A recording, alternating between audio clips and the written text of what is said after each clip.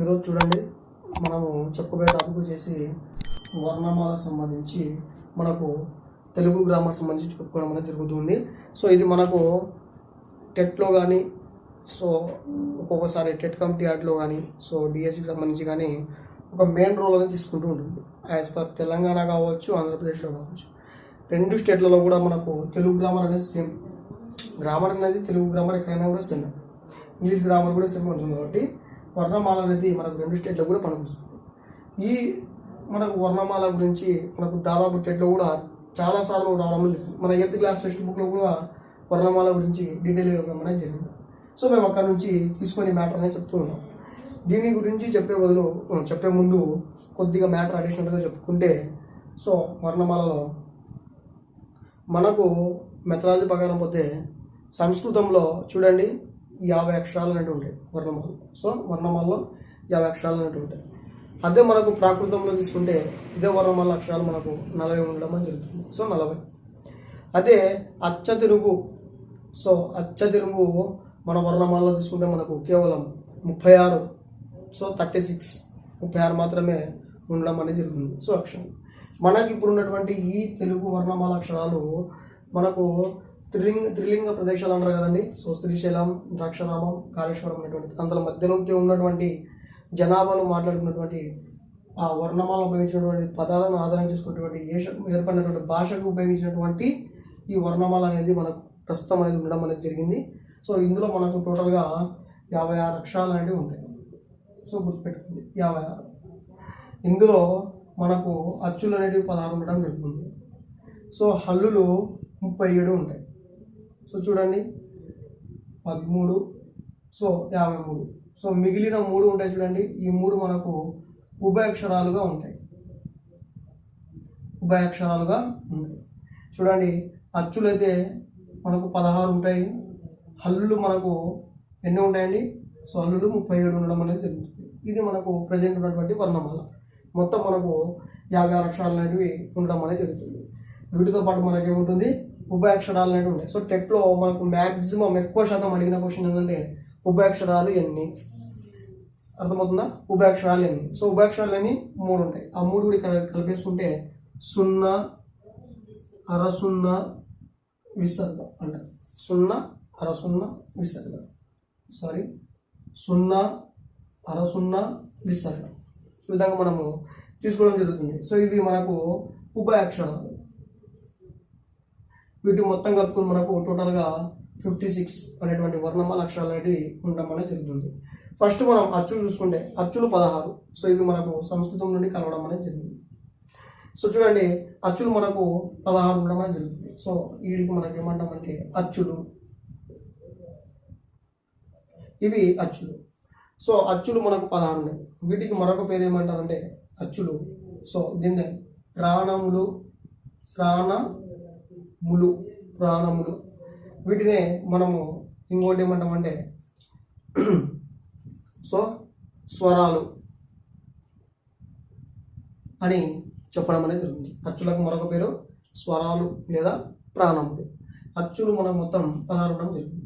ఈ అచ్చుల మ్యాటర్ దగ్గరికి వస్తే మొదటగా పొట్టిగా పలకబడే అక్షర సముదాయం. పొట్టిగా అంటే ఏకమాత్ర కాలంలో పలికేటువంటి అక్షర సముదాయాలు అనేవి ఉండడం జరుగుతుంది. ఏకమాత్రంలో మనం పలికేటివి వాటిని మనం ఏమంటామంటే హ్రస్వ అచ్చులు అని చెప్పడం జరుగుతుంది. సో హ్రస్వ అచ్చులు. సో అవేమున్నాయి మనకు? ఆ, ఈ, ఊ, రు, లు, ఏ, ఐ, ఓ. సో మనకు ఈ విధంగా ఉండడం అనేది జరిగింది. సో మనకు కేవలం ఏకమాత్ర కాలంలో పలకడం మాత్రమే ఉపయోగపడుతుంది అన్నమాట ఇది. అటువంటి అచ్చులను మనం ఏమంటామంటే హ్రస్వ అచ్చులు అని చెప్పడం అనేది జరుగుతుంది. ఆ విధంగా ఏకమాత్రంలో కాకుండా సో 2 మాత్ర కాలంలో పలికేటివి ఉంటాయి. సో చూడండి 2 మాత్ర కాలంలో పలికి మీకు గురువు లఘువుల దగ్గర నేను చెప్పడం జరిగింది. ఆ విధంగా దీర్ఘంతో కూడినటువంటి సో సాగదీసి కొంచెం ఎలబెట్గా చెప్పేటువంటి అక్షరాలు మనకు ఏమేమి ఉన్నాయి? ఆ, ఈ, ఊ, రు, సో లు, ఏ, ఈ విధంగా మిగిలినవి మనకు రావడం జరిగింది. సో వీటిని మనం ఏమంటామంటే దీర్ఘాలు అని చెప్పడం జరుగుతుంది. ఏమంటారు? దీర్ఘాలు. సో దీర్ఘ అచ్చులు అని చెప్తాం. ఇవి అచ్చులకు సంబంధించినటువంటి మనకు ఉన్నటువంటి మ్యాటర్. సో అచ్చులు మనకు మొత్తం ఎన్ని ఉంటాయి, 16 ఉండడం అని జరిగింది. సో ఈ 16లో మనకు 2 టైప్స్ తీసుకుంటే చూడండి, ఒకటి హ్రస్వ అచ్చులని, సో రెండోది దీర్ఘ అచ్చులు అని చెప్తాం. హ్రస్వ అచ్చులు అంటే ఏకమాత్ర కాలంలో మనం పలకడానికి, పొట్టిగా పలకడానికి ఉపయోగపడేది. దీర్ఘ అచ్చులు అంటే మనకు గుర్తుపెట్టుకోండి, ఎక్కువ అంటే 2 మాత్ర కాలంలో పలకడానికి వీలుగా ఉండేవి. సో కొంచెం లాంగ్గా పలకడానికి ఉన్నటువంటి అక్షరాలను మనము ఏమంటాం, దీర్ఘ అచ్చులు అని చెప్పడం అనేది చెప్తుంది. ఇది అచ్చులకు సంబంధించి. సో అచ్చులకు మరొక పేరు స్వరాలు లేదా ప్రాణములు అని చెప్పడం అనేది జరుగుతుంది. ఇప్పుడు హల్లుల దగ్గరికి వద్దాం. హల్లులు మనం మొత్తం ఎన్ని ఉన్నాయి, 37 ఉండడం జరిగింది. సో 37 ఉన్నాయి. ఈ హల్లుల్లో మనకు ఎన్ని వర్గాలు ఉంటాయంటే చూడండి, 1 2 3 4 5 5 వర్గాలు ఉంటాయి. సో 5 వర్గాలు అనేటివి ఉండడం అని జరిగింది. హల్లుల్లో ఎన్ని వర్గాలు ఉంటాయి, 5 వర్గాలు ఉంటాయి. సో చూడండి, వీటిని మనం కా వర్గం, చా వర్గం, టా వర్గం, తా వర్గం, పా వర్గం అని తీసుకోవడం అనేది జరుగుతూ ఉంటుంది. ఈ హల్లులకు మరొక పేరు ఏంటంటే ప్రాణము. సో ప్రాణాలు ఏమంటారు, ప్రాణాలు. సో ఇవి ప్రాణాలు, ఇవి ప్రాణములు. గుర్తుపెట్టుకోండి, ఇవి ప్రాణాలు, ఇవి ప్రాణములు అని చెప్పడం అనేది జరుగుతూ ఉంటుంది. గుర్తుపెట్టుకోండి, ఇప్పుడు ఈ హల్లుల్లో 5 వర్గాలు ఉంటాయి. ఆ వర్గాల్లో ఒకటి కా వర్గం, చా వర్గం, టా వర్గం, తా వర్గం, పా వర్గం. దీనికి ఎదురుగా ఉన్నటువంటి కా వర్గంలో ఏమొస్తాయంటే కా, ఖ, గ, ఘ, ఇన, ఈ విధంగా. సో ఈ మొత్తం కా వర్గం చెందినవి, ఈ మొత్తం మనకు చా వర్గం చెందినవి, ఇవి మొత్తం టా వర్గం చెందినవి. ఈ విధంగా మనము 5 వర్గాలుగా డివైడ్ చేయడం అనేది జరుగుతుంది. ఈ హల్లులలో మన మ్యాటర్ ఇంకా కొంచెం డెప్త్కి వెళ్తే, కఠినంగా పలుకుతున్నాం చూడండి. సో కఠినంగా పలుకుతున్నటువంటి క, ఛ, ఠ, థ, ప వీటిని మనం ఏమంటామంటే, ఈ కచట తప్పలను ఏమంటామంటే, ఇక్కడ రాస్తా చూడండి, పరుషాలు అంటాం. ఏమంటామని, పరుషాలు. సో కఠినంగా పలుకుతున్నాం చూడండి, ఈ కఠినంగా పలికేటువంటి ఈ అక్షరాలను మనం ఏమంటామంటే హల్లులను పరుషాలు అంటాం. పరుషాలు ఏంటివి, కచ్చట తప్ప. సో కచ్చట తప్పలను మనం ఏమంటాం, పరుషాలు అంటాం. సో గుర్తుపెట్టుకోండి, పరుషాలు. నెక్స్ట్ మనము సింపుల్గా సరళంగా పలికేటువంటి కొన్ని అక్షరాలు హల్లులో ఉంటాయి. సో వాటిని మనం గజడ తప అంటాం. సో గజడ తపాలు ఇక్కడ చూడండి ఏమవుతాయి ఇవి అంటే సరళాక్షరాలు అవుతాయి.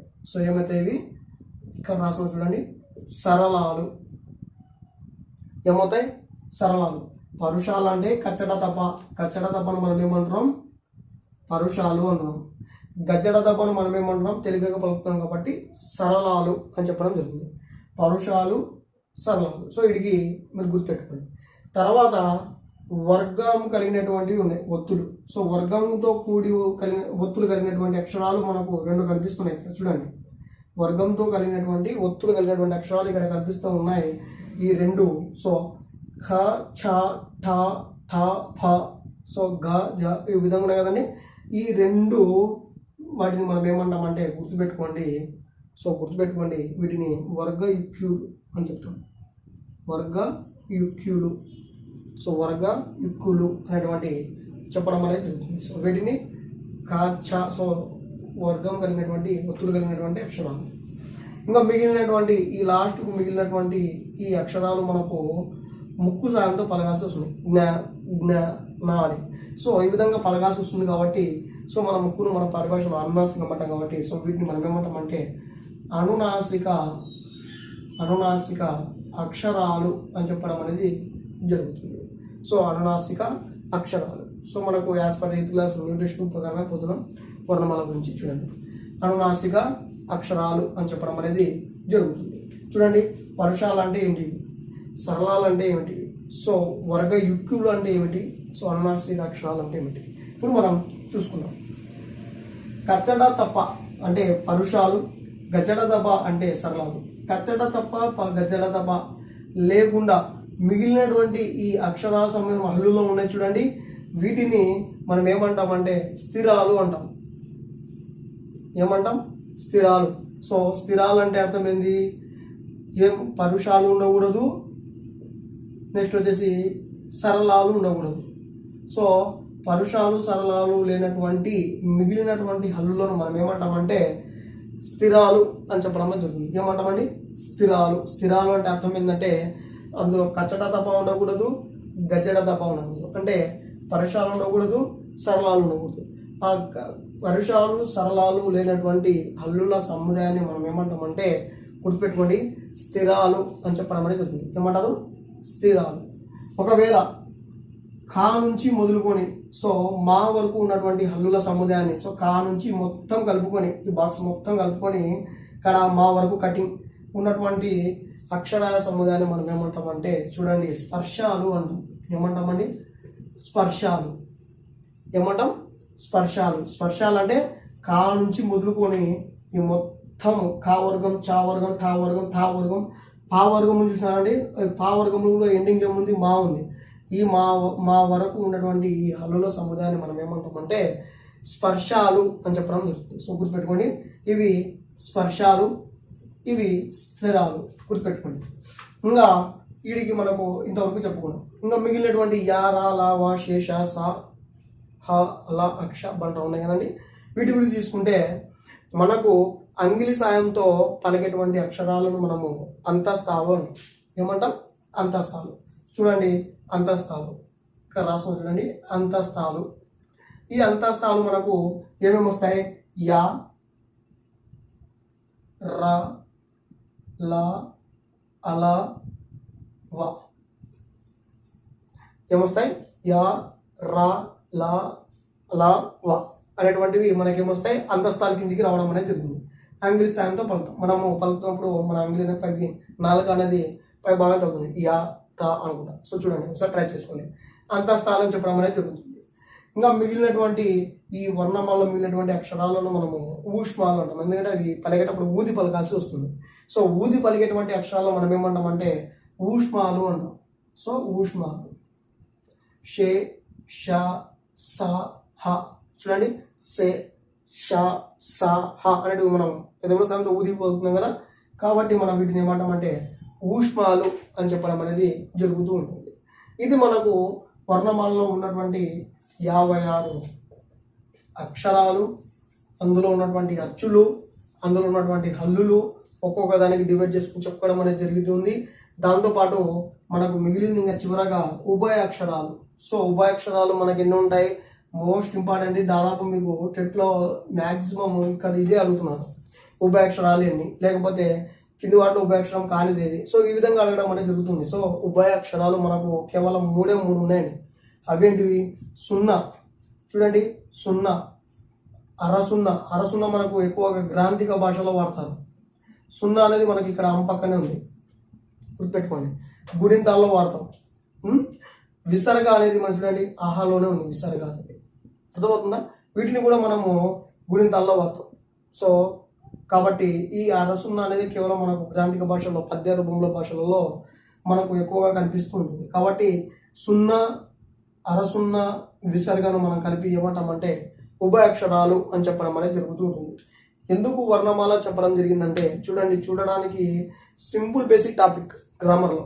ఇక్కడ నుంచి మనకు ఏమొస్తున్నాయంటే బిట్స్ ఫామ్ కావడం జరుగుతుంది. మీకు ఇవే రాకపోతే ఎడ్జిటి వాళ్ళకు పిల్లలకు చెప్పలేరు కదా. కాబట్టి టెట్లో ఏం చేస్తున్నానంటే మ్యాక్సిమం ఇక్కడ నుంచి తీసుకుంటున్నాను ఒక ప్రశ్న ఖచ్చితంగా. మ్యాక్సిమం ఉభయాక్షరాలు ఏంటివి, లేకపోతే ఊష్మాలు అంటే ఏంటివి, లేకపోతే అంతస్తాలు అంటే ఏమిటి, లేకపోతే పరుషాలు అంటే ఏంటివి, సరళాలు అంటే ఏమిటివి, సో లేకపోతే హర్స్వాలు అని వీటిని అంటారు, సో స్వరాలు అని వీటిని అంటారు. సో ఈ విధంగా వర్ణమాలలో మనకు అడుగుతూ ఉండడం జరుగుతూ ఉంది. సో మీరు కూడా ఎగ్జామ్ రాసుకోవడానికి మీకు అవగాహన ఉంటుంది. కాబట్టి ఒకసారి మళ్ళా నేర్చుకోండి.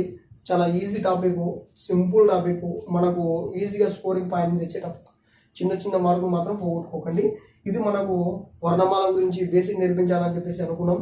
కాబట్టి తీసుకొని చెప్పడం జరిగింది. మనకి ఇంతవరకే ఎడ్జిటిక్ ఉంది కాబట్టి మనం ఇంతవరకే చెప్తుంటాం వర్ణమాల గురించి. కాబట్టి గుర్తుపెట్టుకోండి.